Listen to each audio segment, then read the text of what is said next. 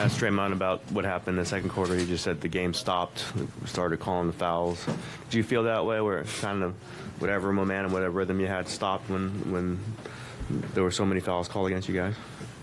I mean, yeah, it's never, especially on the road and the way that they try to defend us when the game stops, it's not in our favor.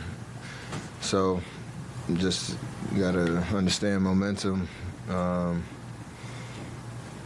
In a game, like two different styles of play, it all matters. So there's a turnover where me and Clay had a little miscommunication in transition, and then the barrage of whistles and all that stuff changed momentum quickly. That was really the point where they felt like they got life, and they finished off the quarter strong, and it carried over into the second half. So we gotta respond.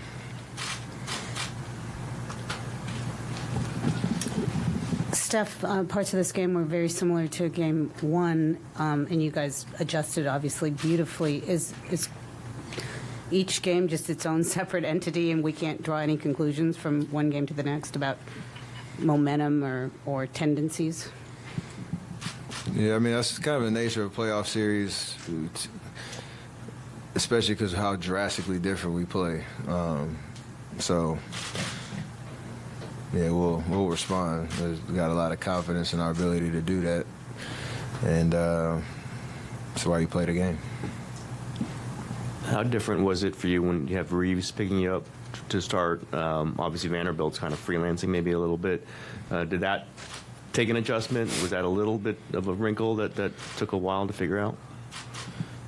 Yes and no. Like, it was obviously different from game two, more similar to how they tried in game one, but I knew that they were not going to trap and let us play 4-on-3 on the back side. And we got to a little bit of it, but they're long and athletic behind the play, and that's their strong suit, to try to protect the paint. And for us, we obviously gotta shoot the ball better as a team, as a whole.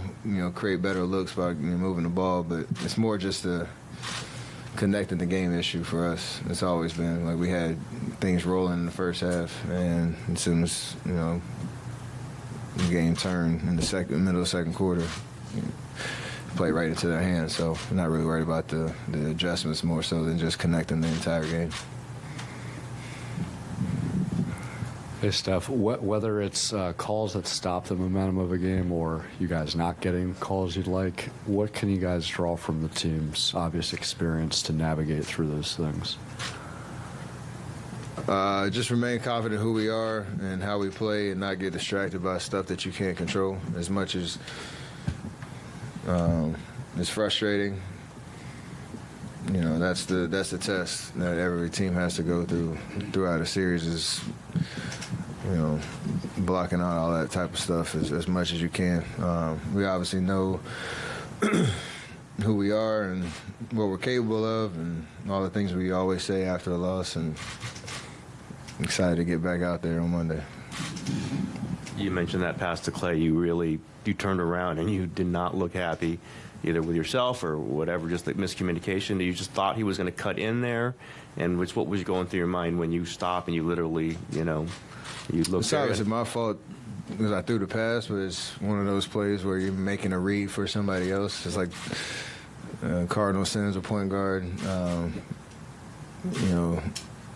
making a read when you're not on the same page. I know he would say if he turned around and looked, he might have had a layup, but I threw the pass, so it's one of those bang-bang kind of plays. I was frustrated in the fact that I threw it because I saw the whole thing, from start to finish, but it's just a momentum play.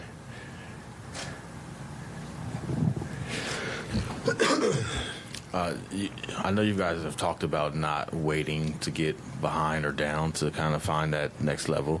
But how familiar is it in this place that you're in where you essentially facing a must-win? I mean, how many series have we been in since it started? Yeah. You find yourself in a lot of different scenarios, so you can draw back on pretty much anything, and that is one of the scenarios we've been in, and we've responded. So that's why you sit up here with a lot of confidence that we can do what we need to do to win Game 4. So at the end of the day, you just got to go do it. Like that's the beauty of a series and having an opportunity to, throw this one in the garbage and move on. And that's the challenge too. Like we have to be able to again just focus on the things that we need to combat, what they're doing and get the game at our pace and our speed. We've shown we can do it. We gotta do it again.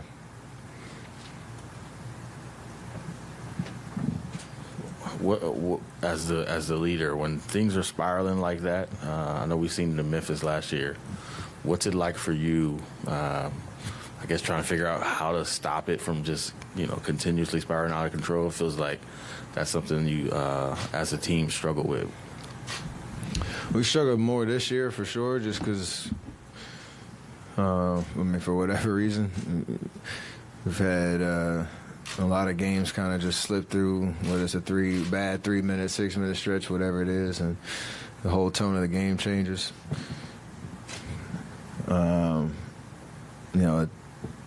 It's not a good feeling when you're trying to just settle in to what's happening in real time and making sure everybody's on the same page. But, last series proved that we could figure it out, and overcome some of those challenges that we've had. And unfortunately, we got to do it again based on how tonight went. So, it's not ideal in terms of how you want to perform in this series, but